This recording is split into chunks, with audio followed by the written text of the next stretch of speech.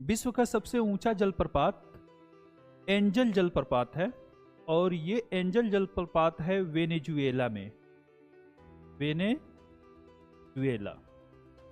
और यह एंजल जलप्रपात, इसकी जो ऊंचाई है वो 979 मीटर है और ये विश्व की सबसे ऊंचे जलप्रपात में इसको जाना जाता है।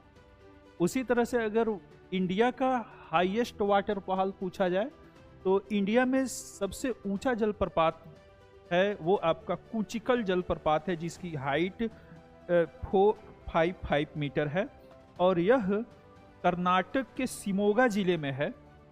और चूंकि वाटरफॉल हमेशा नदी पर होता है, नदी पर बनता है, इसलिए अगर कुचिकल वाटरफॉल का नदी आपसे पूछता है तो वो वराही नदी है। यह कर्नाटका में बहती है नदी।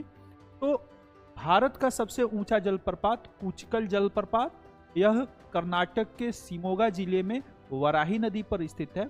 और अगर भारत का सबसे बड़ा जलप्रपात पूछा जाए तो बड़ा जलप्रपात होता है आपका जोग जलप्रपात, इसी को गरसोप्पा जलप्रपात भी बोलते हैं। और ये कर्नाटका में एक नदी है जिसका नाम है शरावती नदी, शरावती नदी पर है।